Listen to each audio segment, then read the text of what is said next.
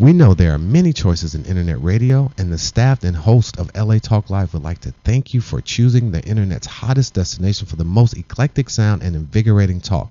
This is LA Talk Live. We are more than just talk. Are young black men being railroaded by the criminal justice system? What are we doing about it? And can their lives be saved? We're talking about what matters.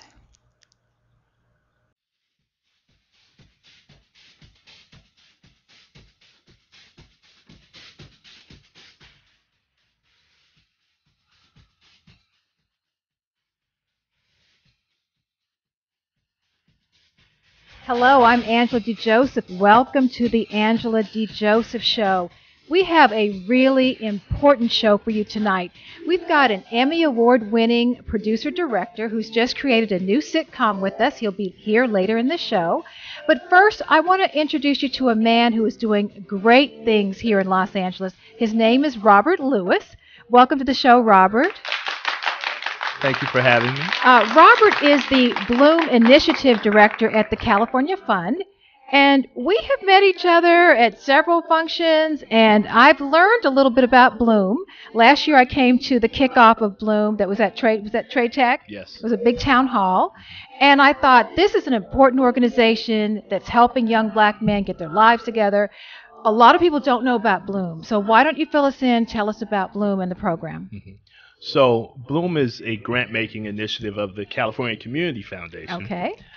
Bloom stands for Building a Lifetime of Options and Opportunities for Men. The name is actually derived from a poem that is commonly known in urban communities across the country, a poem that was written by Tupac Shakur called The Rose That Grew from Concrete. And I don't know if many people are familiar with it, but Tupac wrote this poem based on the real-life experience where he saw a rose growing through a crack in concrete, and he was amazed, thinking, wow, how does that happen? Right. Rose isn't supposed to do that, grow through, whether it's a crack or not in the concrete. But he immediately thought of all the young people across the country that are faced with having to thrive despite barriers, such as, the concrete jungle, so to speak. Right. And so we thought about, as we were crafting an initiative that would specifically support young black men, we thought about the fact that, hey, that's what we're trying to do. We're trying to get young men to thrive despite obstacles that would dictate otherwise. But not only that, bust up some of that concrete that's out there so that many more of our young people have a chance to thrive. Well, there have been a lot of news lately about young black men and what's happening to them being sent into the criminal system so unjustly many times through little infractions that normally you would get sent to the principal's office, and now you're being carted off to jail. Mm-hmm. So we find that there's a lot of people early on getting into that system. So tell me a little bit about where you get the young men and how you bring them into the Bloom organization. Mm-hmm. So the Bloom Initiative is specifically focused on black male youth, 14 to 18 years old, living in South LA, who've had a brush with the probation system. Okay. Currently on probation supervision, have been in the past. And our whole goal is to redirect them towards improved educational and employment opportunities. The end game is pretty simple. It's making sure that they graduate from high school, become job ready, or get job placed. You mentioned how so many young people get railroaded into the justice system. Yes. We have data that shows us that probationers in LA County, regardless of race, about 40 to 45% of them are on probation for what are considered non-serious, non-violent offenses. So chronic truancy from school, getting caught with a bag of marijuana, whatever the case might be. Okay. Situations that kids in other more affluent communities may either get a slap on the wrist, get sent home to their parents. Doesn't happen so much with our kids. So one could argue that if it happens 40 to 45% across the board, regardless of race, percentage is probably much higher for black youth, since we know black youth are disproportionately represented when it comes to anything that represents a negative outcome. Right. So there's a big misperception that our young people are quote-unquote bad seeds. So many of them can be redirected and have come across the juvenile delinquency system for reasons that were really avoidable. So where do you get them? Do you go down and get them from the probation system? Yeah. Is there an arrangement with them? Yeah, so what happens is we invest in nonprofit organizations to actually move the vision of Bloom forward. Bloom is a 5-year initiative set to end in 2017, $5 million, $1 million per year. We take those resources, invest them in organizations in the community, such as an LA Urban League, a Brotherhood Crusade, and others. And we could talk about those later if you like. Our partner organizations actually develop the relationships with community, with the probation department, and make their services available for these young people. So they're the ones that are out there on the front lines actually cultivating the relationships to build that Bloomer pipeline. Moving forward, we're taking more of a top-down approach at California Community Foundation, where we will also be cultivating relationships with folks in probation, people in the community, to help develop and build that Bloomer pipeline as well. We call our young people Bloomers, so you'll hear me refer to them. Oh, okay. But how did you all come up with the idea? How was it first initiated? Yeah, so back in April 2010, the CCF board gave us the green light to go ahead with plans to start exploring ways we could more strategically invest in young black men. Why? A lot of the people out there know the challenges facing young black men across the country. Right. You know, for example, when it comes to probation in LA, about 35% of the young people on probation are black youth. Black youth make up about 10% of the overall youth population in the county. So that's just one disparity we see, and we see consistent outcomes, whether it's in underemployment, healthcare, you name it. So the foundation thought, okay, we need to invest in a very concentrated way to try to stem the tide of what's going on. We're starting here in LA and South LA. At that point, we launched our exploratory phase. We commissioned a couple of reports, looked at several other reports. How many people, work with you? How many people work with you?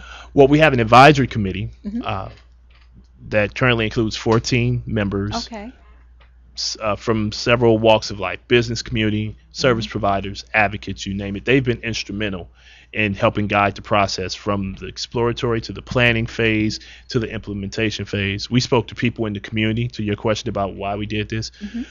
We talked to mothers, fathers, young people. They told us the number one concern was our young black men getting involved with the justice system.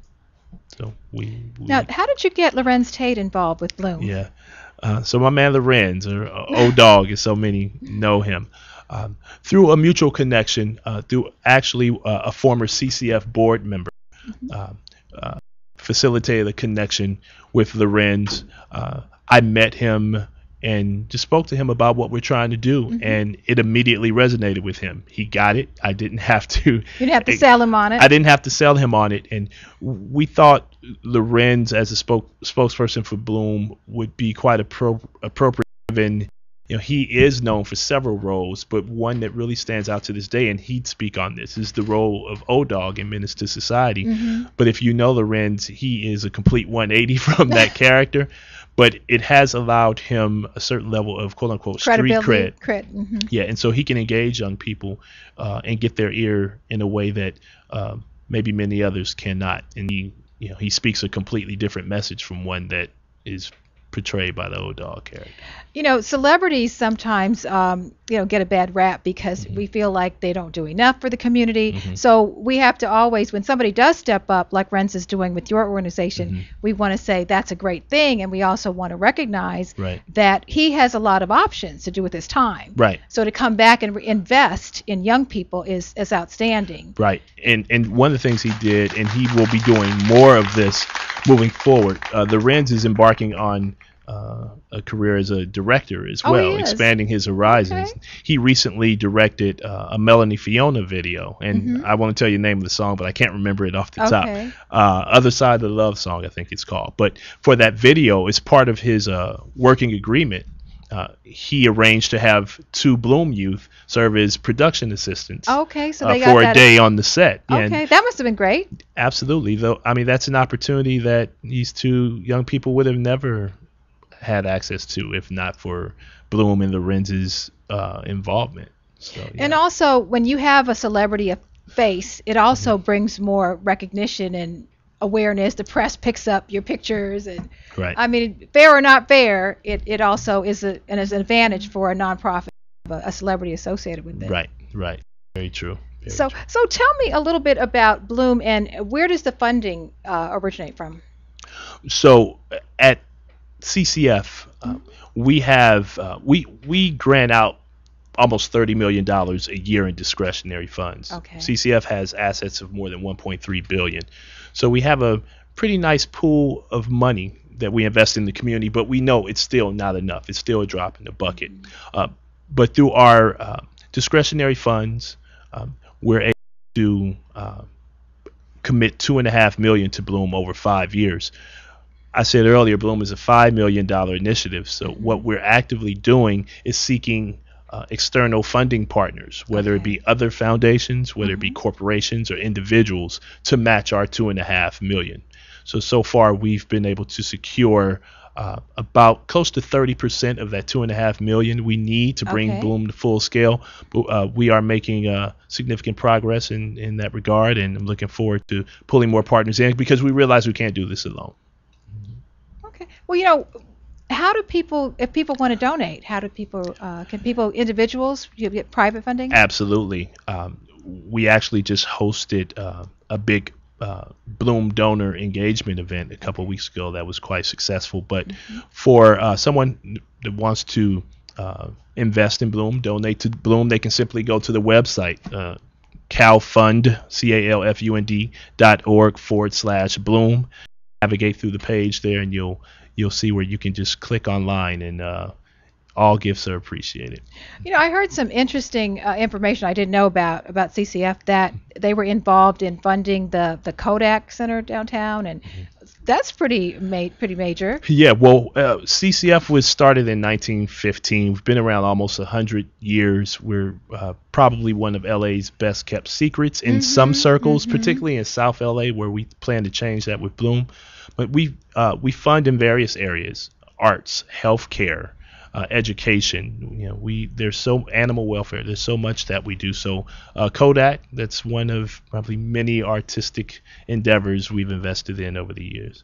Well, here on the ADJ show, we're bringing you information. See, they keep it a secret, but we're letting you know about this. We shouldn't be. So, well, that's the thing, though. Most of us don't know about grants and funding. We don't know who to call, how to reach anybody, how to get into that whole line, right, in order to receive it. Right. A lot of people don't understand that philanthropy is an actual industry. You have individuals that call themselves philanthropists, but you have companies, businesses that are in the business of philanthropy, where they invest in communities through grants. And we're top 50 foundation in the country, so we're significant. I would say that was pretty significant. Yeah. So, getting back to Bloom and what you're doing with the young men, tell me a little bit about the program. What are the aspects of the program? I think we're going to take a break. Okay, we're going to take a break. We're going to come back. We're going to talk about the Bloom program, get some specifics, and also I want us to get a little bit into some of the things that maybe parents can think about with young men, because we want to keep them out of trouble. We don't want them necessarily to need a Bloom program. And then we'll be right back. Stay tuned.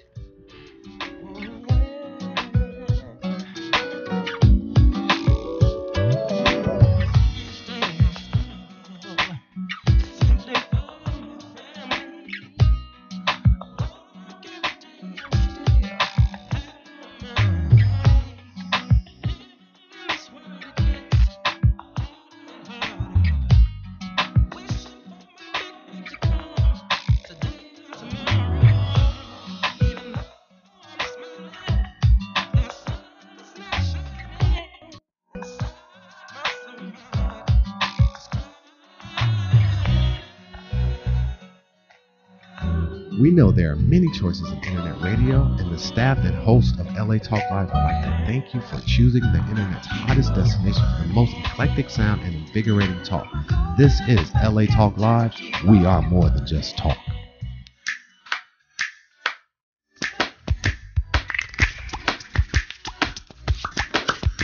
Hands can do incredible things. They made every sound in this piece of music.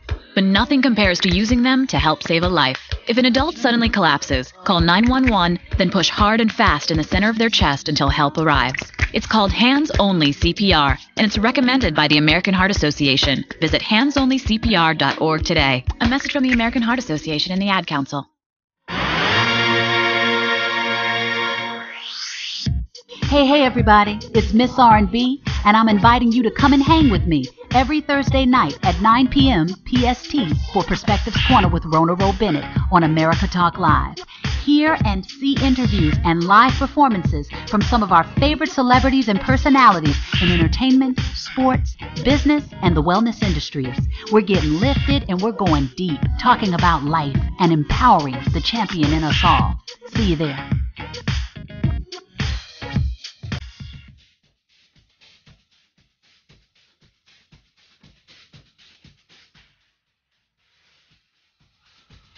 Hi, you're watching The Angela DeJoseph Show. I'm Angela DeJoseph. We're having a great conversation with Robert Lewis from the Bloom Initiative, and we're talking about young black men and how to turn their lives around after they've been in the probation system.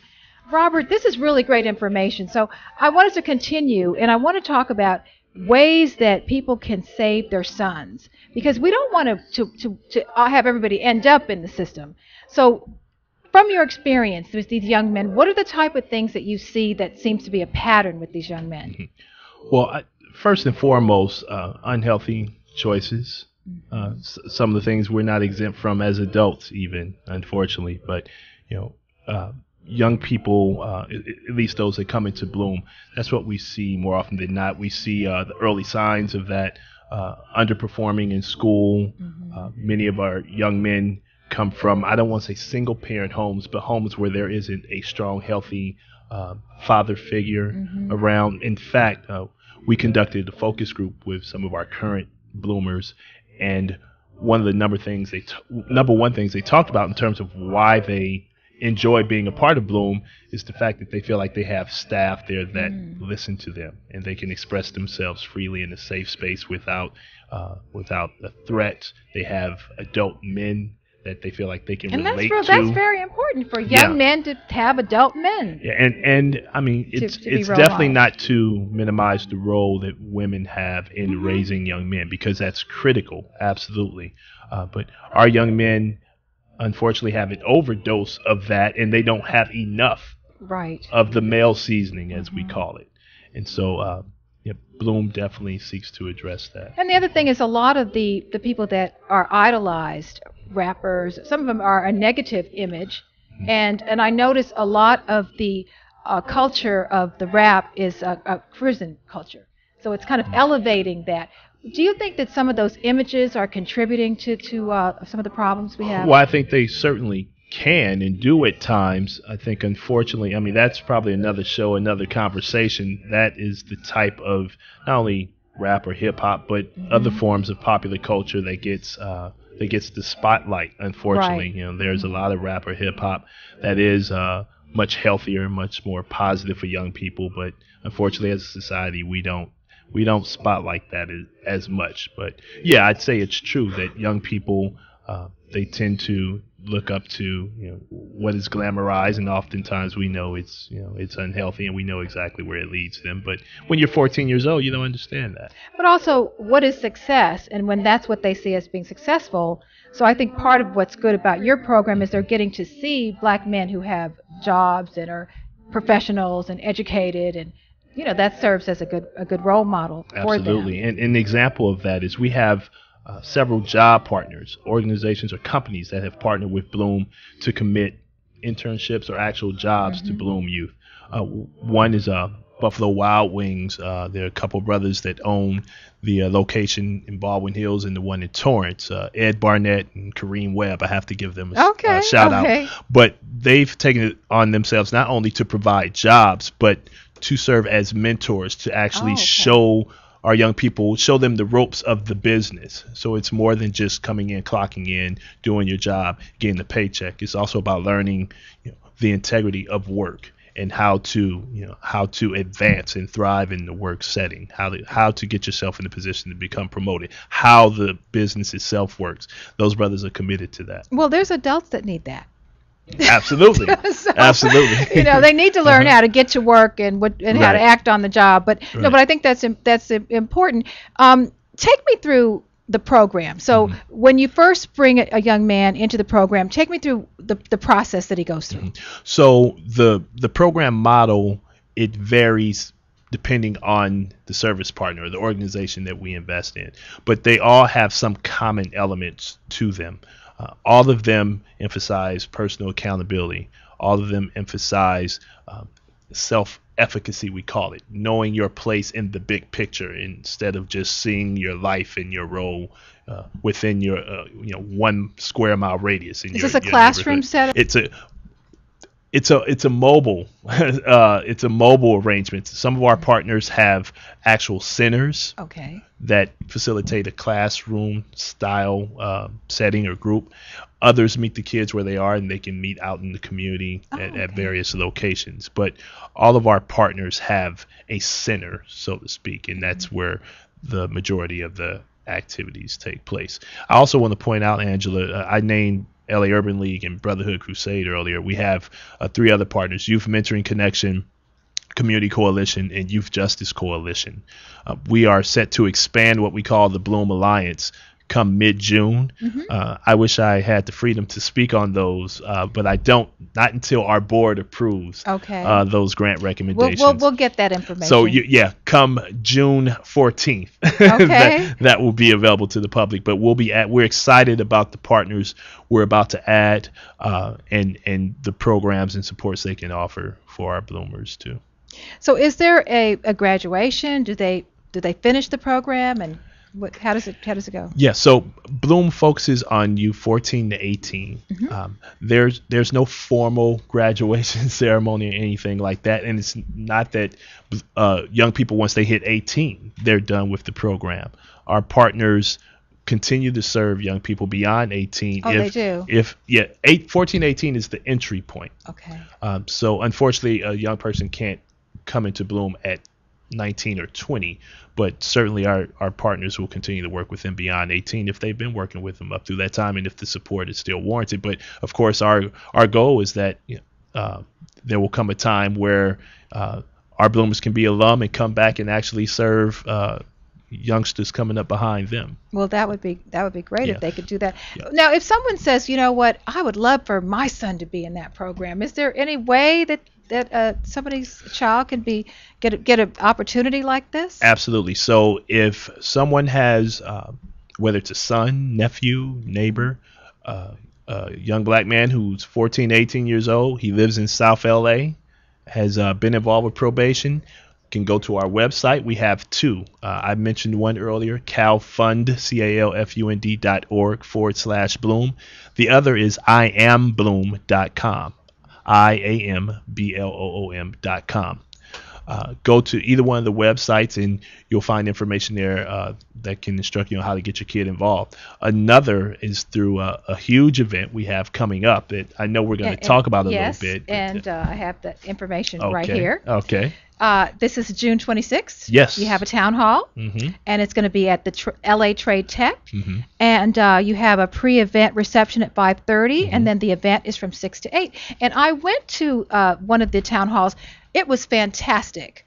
So many people were there, and I thought it was really amazing, the community members, because you had men from banks, you had all kind of professional. All walks of life. Up there on the stage talking, and Lorenz Tate, he'll be at the...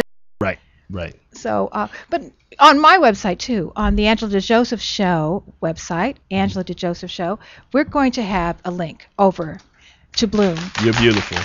So Thank people, if they didn't have a piece of paper, they can go to the80jshow.com and you'll find a link over to Robert and the Bloom program and information about that. Yeah.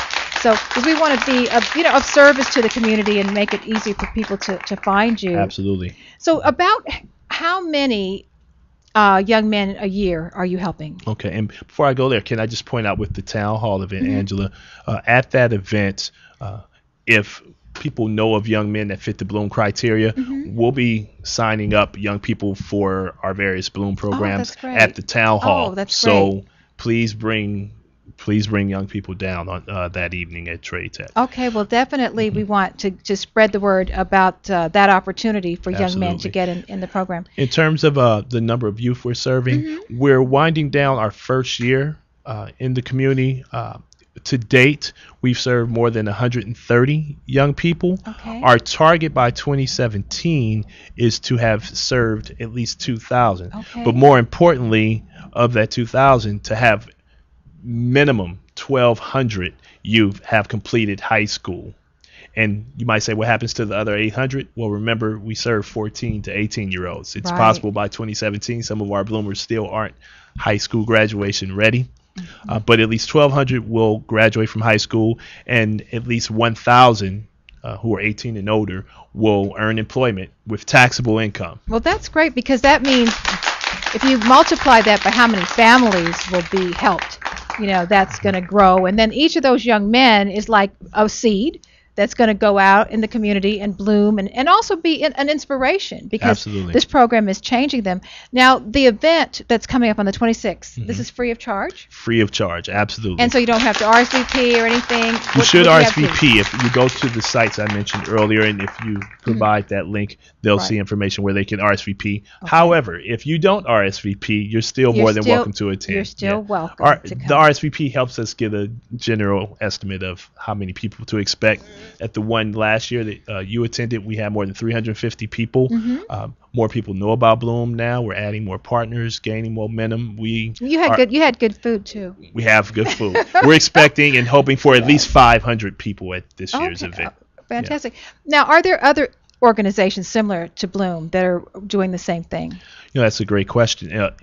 In philanthropy nationwide, there are more than 25 foundations now dedicated to supporting young black men in some capacity. However, Bloom is the only initiative housed at a foundation in the country that is specifically focused on young black men in a specific place involved with the juvenile delinquency system. It's the only one of its kind in the country. It's taking place right here in LA. So we think that is significant. We can lay the blueprint for other foundations in other cities to follow once we show how successful this is going to be. Oh, absolutely. Well, that is, it should be in other cities. And this show is actually all over the it's all over the country. So we really want to encourage, people to follow your example. Yeah, and Angela, for people, in all fairness, this issue with young black men, especially those that get involved in the justice system early, it isn't on everyone's radar. That's the truth. But what I point out to people is that even if the issue itself isn't on your radar and it doesn't pull at your heartstrings, we should all be concerned, because there's a fiscal cost to all of us. To have a young person in a probation camp in LA County, it costs $100,000 a year. Oh my goodness. You multiply that number by whatever number you want to put out there, and the costs become exorbitant. It costs almost $210,000 for every young person in the state of California that doesn't graduate from high school. $210,000 to taxpayers. Oh my God. Well, we're going to take a break. Yeah.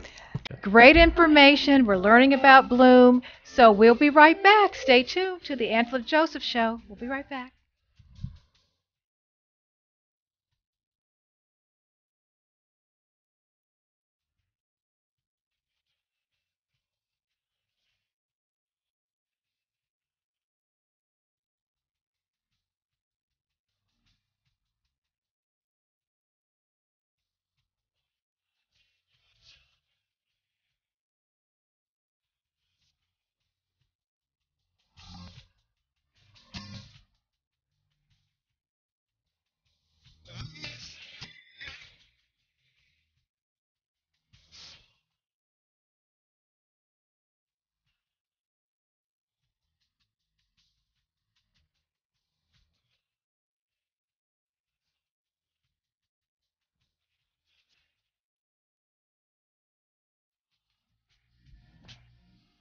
We know there are many choices in internet radio, and the staff and host of LA Talk Live would like to thank you for choosing the internet's hottest destination for the most eclectic sound and invigorating talk.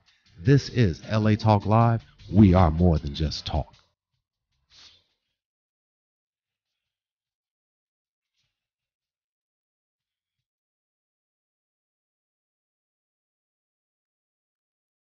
Hi, this is Starlet Quarles, and I'm inviting you to join us every Wednesday from 5 to 6 p.m. for a new show right here on LA Talk Live, The Dialogue, Real Talk, Real People.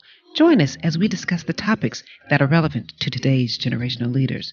So don't forget to tune in to The Dialogue, Real Talk, Real People, every Wednesday from 5 to 6 p.m. right here on latalklive.com.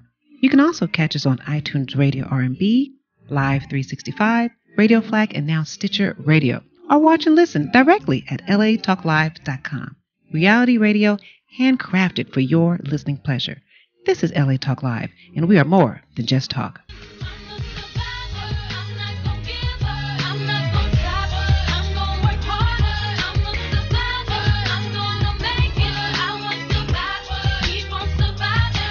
I'm Angela DeJoseph. You're watching the Angela DeJoseph Show, and we have been talking with Robert Lewis about the Bloom Initiative. So, Robert, we've had some great information. Let's just kind of summarize, because we've talked about a lot of things today. So, tell us just kind of a summary about Bloom, and what's the next step for your organization? So, Bloom at the end of the day is about changing the trajectory of individual lives, of young people who need our support. We're looking to change communities one person at a time, one young person at a time. At its core, that's what Bloom is about. We need everyone. It starts with Bloom and our investment, but everyone has something at stake, so everyone should have a role. The business community, post-secondary institutions, mothers, fathers, concerned community, citizens. We're calling on everyone. If you're not involved with Bloom, volunteering, mentoring, do something. In terms of the next steps, we're around for at least the next 4 years until 2017. Okay. Hopefully people will hear more about Bloom in the years moving forward as we support more young people, and we see more success stories. We're seeing more young people graduating from high school, not reoffending. That's wonderful. So the next steps is to keep going and take it to the next level. Well, we've been talking with Robert Lewis about the Bloom program, helping young black men who have been part of the probation system turn their lives around, finish high school, get jobs. So again, they can go to the website if they'd like to donate, and we're going to have a link on the Angela DeJoseph Show website. You can find us on Twitter. We're the ADJ Show on Twitter. I want to thank you so much for being here with us today. It has been great. We want to, stay in touch. We want to know what's going on with Bloom. And then on the 26th, we'll be at the Town Hall, and that's going to be at LA Trade Tech, and starts at 5:30. And Pre-event reception 5:30. It's free. And bring your young men that you think might be good for this program. It's an opportunity to do something positive for our community. Robert, thank you for being with us. Thank you, Angela. Well, appreciate you. Coming up next, and we have Michael Ajakwe. He is an Emmy Award-winning producer, director, writer. He also has a brand new sitcom that he has created. He's going to tell us all about that. Stay tuned. We'll be right back.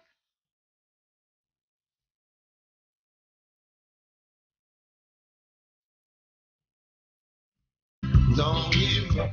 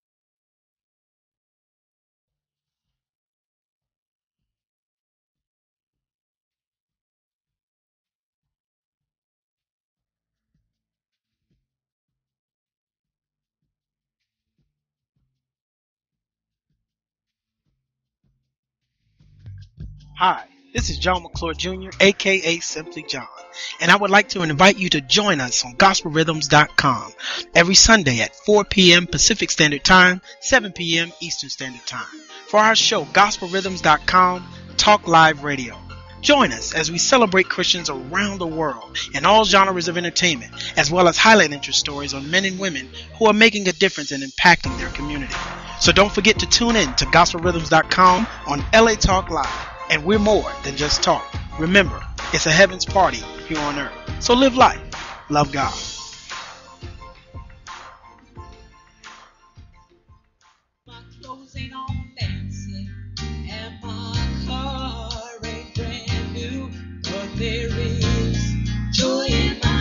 Hello, I'm Joel Ramirez. And I'm Lolita Robinson Coppage, and welcome to Joy in My House On LATalkLive.com. Inspirational radio with a touch of recovery. A reality show where nothing is left unsaid. And no one is insignificant who says it. Exclusively on LATalkLive.com.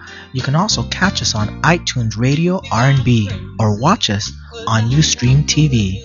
Reality radio handcrafted for your listening pleasure. This is LA Talk Live, and we are more than just talk.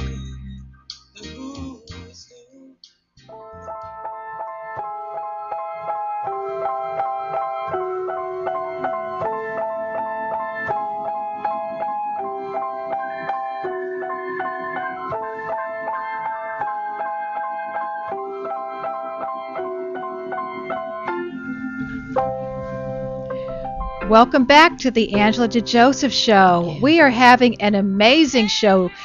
Joining me is a writer, producer, director. He's an Emmy Award winner. He's also the winner of several NAACP Theater Awards.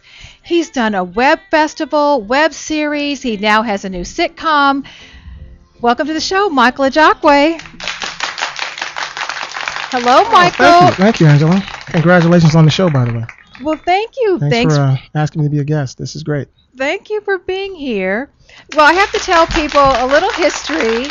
Michael and I met in the Bill Cosby writing program at USC.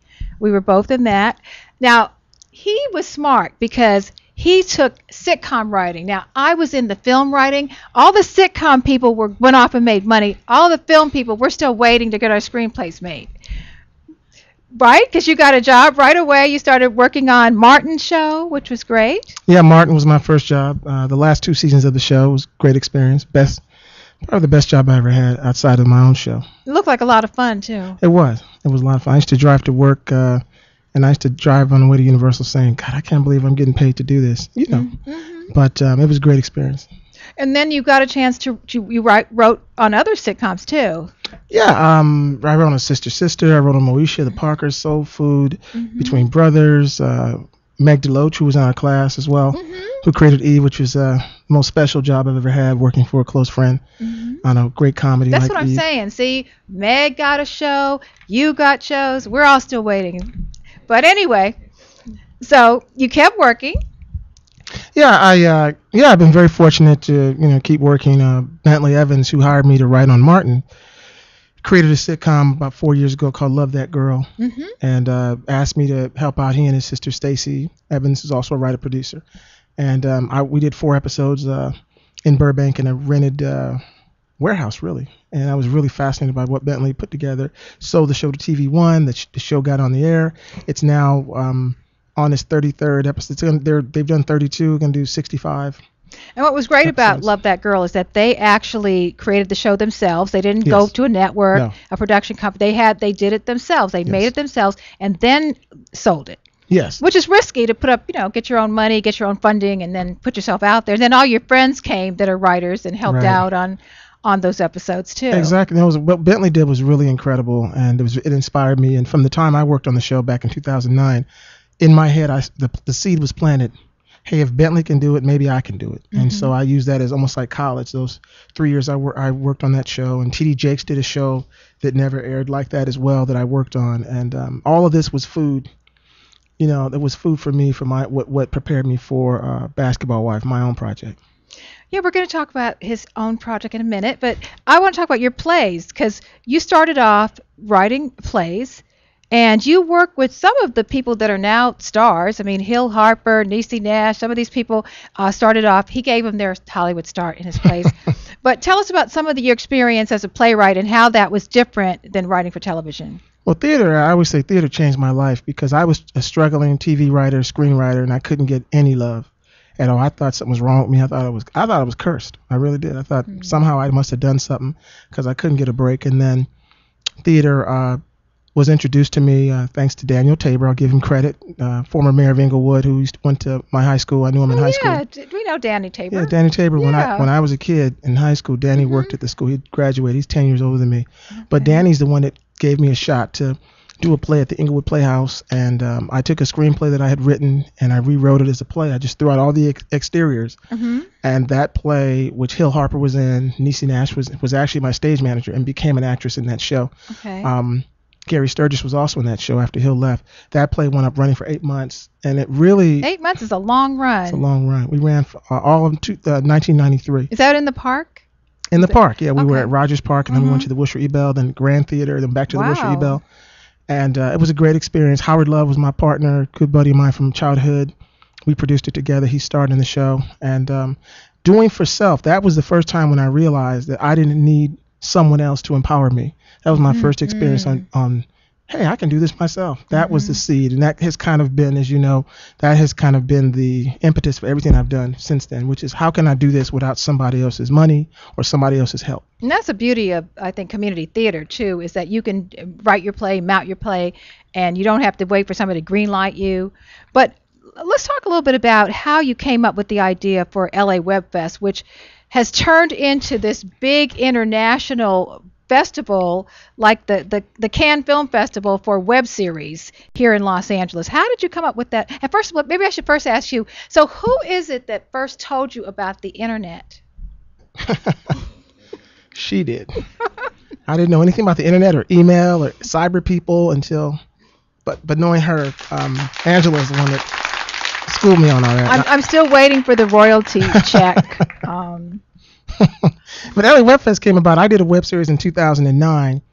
The same year we did Love That Girl, I did a web series. I had heard about web series. I spent a whole year just reading and studying web series. I didn't write anything. I just watched a bunch of web series until because it's not TV and it's not theater and it's not film. It's different. It's much shorter, but the same rules apply. And I just wasn't trained. None of us are trained on how to do that. Right. And so after about a year of just watching shows, I took a stab and did my own called Who. I shot it at my house when I was living in Sherman Oaks. I shot everything at my house, and again, doing for self. I thought it was a great experience, and I kept saying, wow, this would be fun. Other people are doing shows. Wouldn't it be great if we all came together and screened our shows, not on our laptops, but on a big screen like they do movies and TV shows and plays, and made like an evening out of it. And I kept saying, I was waiting for a whole year. All of 2009, I was waiting for someone to do it. No one did it, so my New Year's resolution 2010 was to, well, I know of a theater, Stage 52, that has a big screen, 100 seats. You know, they say, start where you are. So I said, let me start there. I talked to Thomas Duckett. He said, Mike, whatever you want to do, your family here. And that's how it started, in a small theater. But the response, I did it with 8 weeks of prep, was incredible. We had 100 submissions. We showed 50 web series, and just the enthusiasm. It was just in this little community theater on Washington Boulevard and near Hauser, and that's when I knew. I mean, people from all over the country, and Canada was our only international. We had one from Canada. That was 2010, and now, of course, it's exploded. We screened 262 shows this past March, and we're now at the Radisson LAX Hotel. We take up the whole second floor, and we have 19 different countries represent that have been at the festival in the last 3 years, and 38 states. That's amazing. That is amazing. And we've screened over 700 shows. But what fascinated me about the Web Festival was the quality of the I mean, these were great productions. You had comedy, you had drama, you had talk shows, you had sitcoms, you had a little bit of everything. But the quality of the work was so good. Well, now, unlike it's true. I can't take the credit because I didn't make all the shows. But you watch all of them. I do watch. We watch everything. I watch every episode of everything. But what's being done, what happens in Hollywood is like You know, it's like a club, and Hollywood believes that if they haven't discovered you, that you're nothing, that you must not be any good if they don't know who you are. But the problem is they don't look everywhere, and so you have wonderful plays being produced and web series that people don't know of, that Hollywood doesn't know of, but the work is still being done, and festivals give those works a chance to be seen. Well, we're going to take a break right here. We are going to take a little bitty break. We'll be back, but we're going to talk about the new sitcom that Michael Ajakwe has created, and we're going to talk a little bit more about Hollywood and writing. So stay tuned. We'll be right back.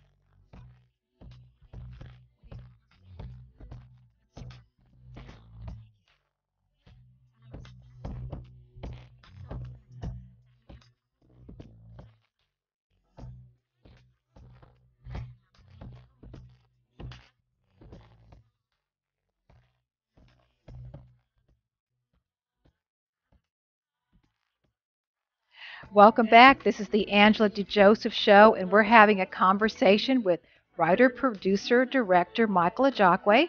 We're talking about his productions, and we're going to talk a little bit about writing. So Michael, you started off wanting to be a writer. What age? I was 12. At 12. And what was the first thing you wrote? I wrote a little sci-fi piece. It's somewhere. My mother saved it. It was a little sci-fi piece. It wasn't very good, but I thought it was good. And a friend of mine illustrated it. We were trying to be comic book. I was inspired by comic books, reading Archie comics, DC comics. Me and my friend Jody, who I grew up with, he was a writer and illustrator. I would write, he would illustrate, and that made me dream and think about stories. Now, you're like me. You're first generation, right? Yes, my parents are from Nigeria, Mm-hmm. West Africa. I was born in Los Angeles and grew up here. I also lived in Nigeria as a teenager for almost 3 years. Went to high school, graduated from high school there. I went to high school here at Morningside, and I went to high school in Nigeria. So I have 2 high school diplomas. Oh. It's kind of weird. Because they graduated early. Back in the day, you get out in the 11th grade. 12th grade was optional. So I opted not to go to 12th grade, came back here, and graduated with my class I was a freshman with. You know, my family's West Indian from Trinidad, and I know the African families are similar. When they come to this country, they want you to go to school, they want you to study, and they want you to be a doctor. They're not thinking about having you become a writer. So did you have any of that with your parents when you said, I want to be a writer? Yes, definitely. Because, you know, my brother's a doctor. Mm-hmm. One of my youngest brother's a doctor. My sister is a biochemistry major. She's a principal in Rhode Island. My other brother's in business, my brother Bobby. And I was the oddball, kind of. Even though Bobby was into music, too. But I was the oddball, and then I was into the arts. But I wanted to be a lawyer also. Law was my fallback. Okay. But writing was my passion, and has been since I was about 14 years old. And so you followed your passion. Followed my passion. I got very blessed. I did an internship my senior year in college at the University of Redlands. I interned on the show Cheers. The guys who created Cheers went that to little show Cheers? The little show called Cheers that became a classic sitcom. Those guys, Glenn and Les Charles, at the behest of my advisor, the sci-fi writer Bruce McAllister, who was my writing mentor, they allowed me to do an internship on the show. I was supposed to be there for a month, and I wound up staying the whole 7 months. I was driving from Redlands to L.A., 90 miles each way, twice a week for 7 months for free. And because I just loved it when I saw what these guys were doing. I didn't know what a comedy writer was. I didn't know they paid people to write and come up with these stories, and it really inspired me. And I said, I want to do this. I was 20 years old. I said, I want to do this. Now, some people want to be writers, but they give up. They stop. They don't, because they get rejection letters and they say, you know what, I'm not going to do this anymore. So tell us a little bit about you and like the process and when you finally got the breakthrough. Like, how many spec scripts did you have to write? Did you get rejection letters? I have a stack of I got a stack about this big, about 300 rejections, Oh probably my more. gosh, really? Because I've been trying to get published. Before that, I was, publishing poetry. So your feelings didn't get hurt. You just put them aside. No, I have a thick skin. We Okay, have to, especially okay. being, we Well, are. it's obviously it worked. Yeah, but I always but then you get little kernels of success. I mean, I've been writing professionally since I was 17. I was published when I was 17 years old. A poem I wrote that I've never seen. I got paid $10 for something I wrote. But all the little successes help you. But in Hollywood especially, it's very difficult because you don't see a lot of people of color with opportunities to write and create. Very few Shonda Rhimes. As great as she is, she's got all these shows, but where's the next Shonda Rhimes? How come there's just Shonda Rhimes? Why is there only one? If there's one Shonda Rhimes, wouldn't you think there might be more Shonda Rhimes? I'm sure that there are. Yeah, I'm sure they are, but you have to get the opportunity. So a lot of people quit because they don't get signs that, hey, this is working. And so they start thinking, then you have your family, your friends, and if you're in a relationship, people saying, you're not, what are you doing? You're wasting time. We got bills. I want a bigger house. I want a nice car. And people get the pressure, and people still are human beings. And it's really hard to tune all that out. And then your parents, my parents were very concerned for years. Like, when are you going to start making some money? We're going to start making some money. But to their credit, my mother and father invested in my first play. And when they saw those people in the theater and paying money to go in and laughing, they were really educated because they just didn't know coming from a third world country. But I've just always been very stubborn, and I've always believed that I can do this. And it's just, I've always been an I'll show you kind of person. And I don't say anything. I just work hard to use the negativity. Some people, the negativity wears them down, but negativity fuels me. And then I'm determined to show you that my last name actually is Ajakwe, is a Nigerian proverb, Igbo proverb, and the meaning of Ajakwe is people will underestimate your potential, but in the end they will know the truth. Wow. So my name kind of is appropriate. Is appropriate, definitely, because that's how I operate.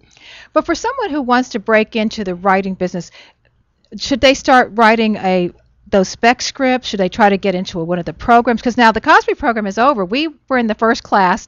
Lasted almost 20 years. 18 Bill years. Cosby paid for us to go to SC, study screenwriting. It was a beautiful thing. But there are other programs. I know Warner has a program. Warner Brothers, Nickelodeon, Fox, Disney. There are a lot of programs. Back in the day, there was really just Warner Brothers and Disney. Eddie Murphy was one of the people that started the Disney program for black writers. The Warner program was also started for black writers, but eventually we became the minorities in all those programs. Oh, right. And again, my feeling is that the programs are great. I was in the Warner program myself, but that's not what got me a job. My hustle got me a job. Okay. I don't care what program. Those programs can cripple you because then, once again, you're depending on somebody else to empower you. But long before there were any programs, people were just getting jobs through writing scripts and making connections and getting read and finding an agent. And you have to have the attitude, if you want to be in this business, that nobody's going to help you. So if nobody helps you, do you still want to do it? Do you still want to be in this business? If you do, then maybe you have a shot. But because it's a hard business. I mean, there's the premieres and there's the fun and there's the money when you're working. But most of it is work. It's thankless. It's staying up late at night, writing and trying to create something and trying to get people to listen and to receive you and give you a break, give you an opportunity. Because I don't care who you are, white, black, Bill Gates, Barack Obama. Without opportunity, you have nothing. You're just another person with potential. But also, everybody thinks they can write. I find that everybody thinks they can write.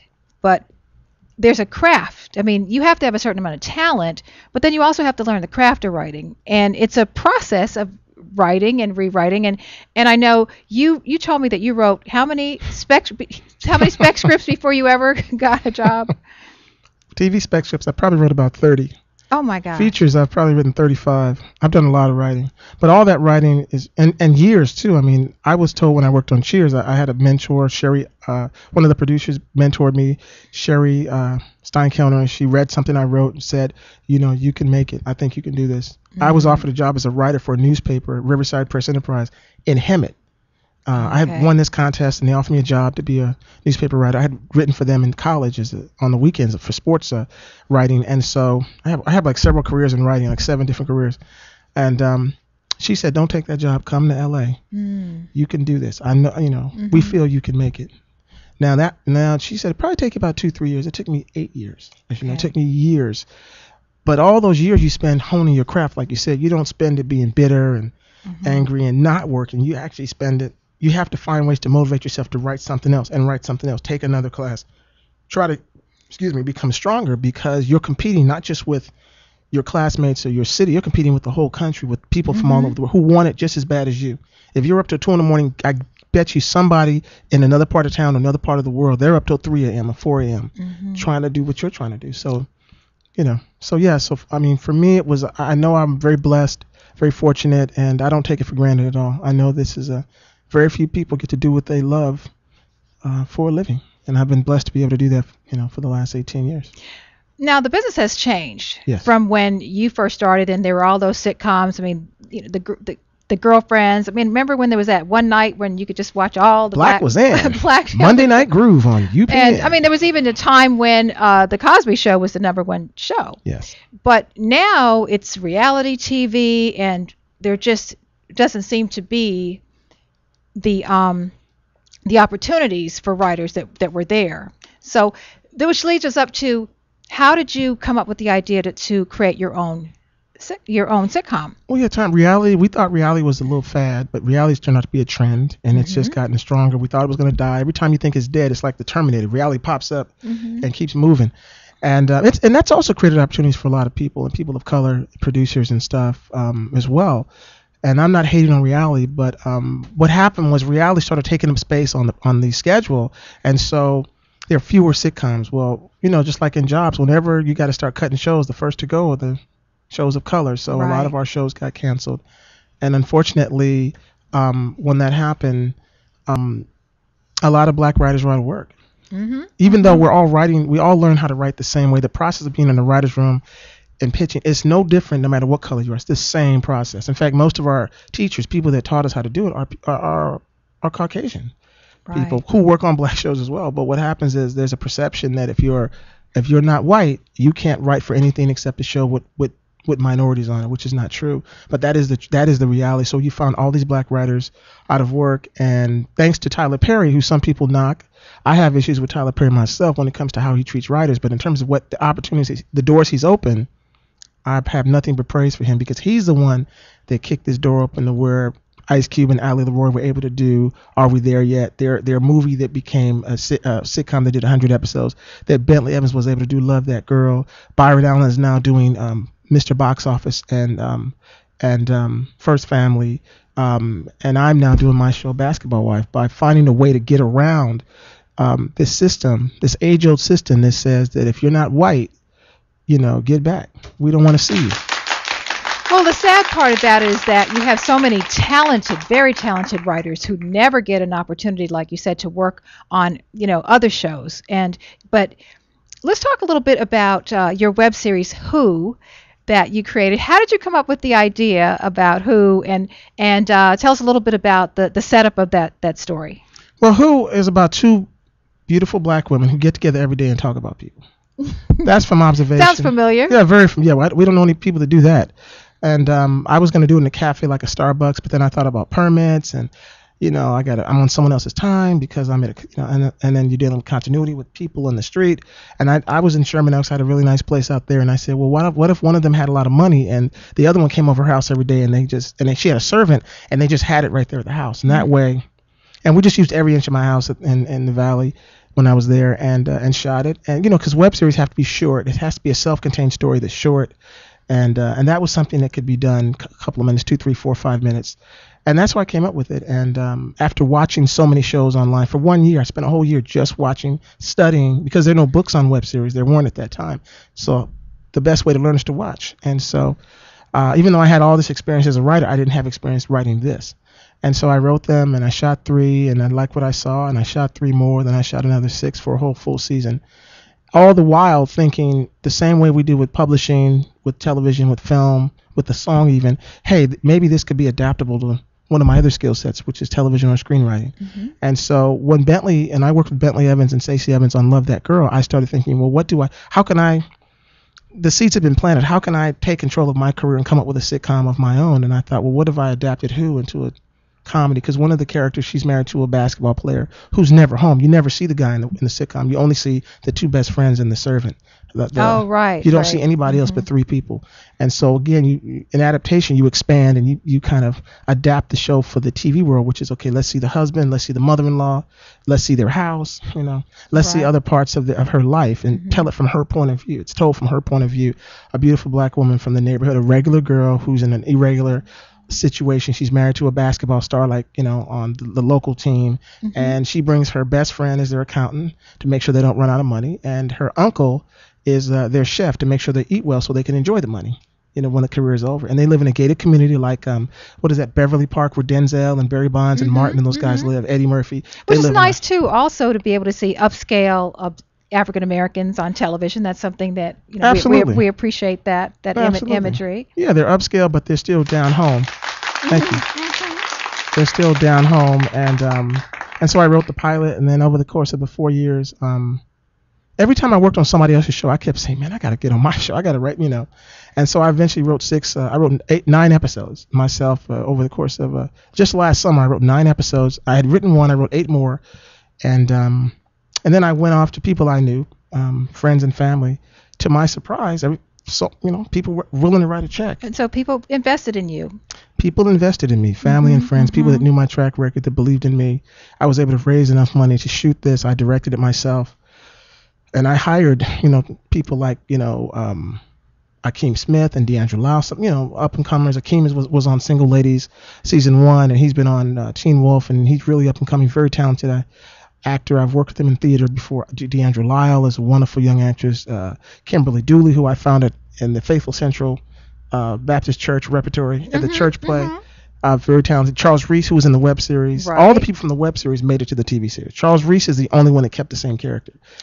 I want to, before we have to go, I want to talk about Unsung. Sure. That you also wrote a number of those Unsungs, which are amazing. And because there's a parallel here, the people that you did the Unsung also are in the sitcom. Yes. So, the one on Denise Williams is great, Ray Parker Jr., but Sly Stone.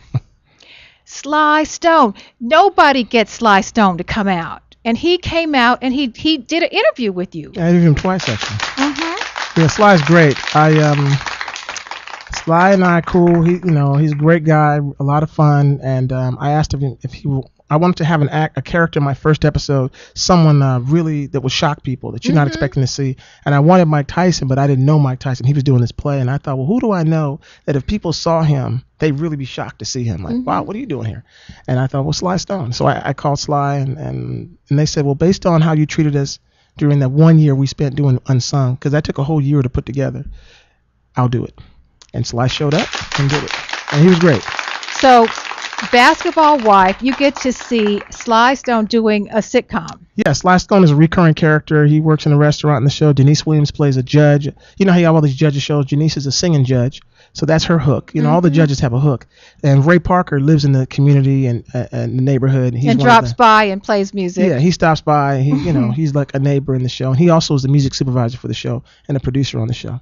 And yeah, so hey, if I didn't do a good job with their biographies, they wouldn't still be talking to me. So I'm happy that they were all happy with how their shows turned out. Well, that's quite a testimony that you have so many people that have stayed in your family, so to speak, and go from your plays to the sitcom, and now they're working with you. And Karen White's in the show as well, the singer Karen White, and so is Denise. As I mentioned, Denise Williams, Cindy Heron Bragg, the lead singer from of En Vogue. Yeah, Cindy's in the show. Judy Pace is in the show. The legendary Judy Pace. Art Evans is in the show. We have a lot of talented people, familiar faces as well as new faces. There's a nice mix. Carla Rodriguez, who's out from Colombia. And so it's going to be a fun sitcom. I really want to bring love back to sitcom. I think that it's missing, especially in black sitcoms, and I want to bring it back. I want to show that you can be funny and still be in love at the same time. Well, that is wonderful. And on that note, we are so happy to have you on the show, on the Angela Joseph Show here today. Congratulations on all of your successes. We're going to look for Basketball Wives. Thank you, Michael, and for being here today. It has been a wonderful show. You can go to the Angela Joseph Show, our website, ADJ Show on Twitter. Look us up. We're going to have a link over to Michael's website. You can find out what's going to be happening with this new sitcom. Thank you for joining us. We'll see you next Thursday, 6 p.m. In LA and 9 p.m. in New York. Thank you for joining us.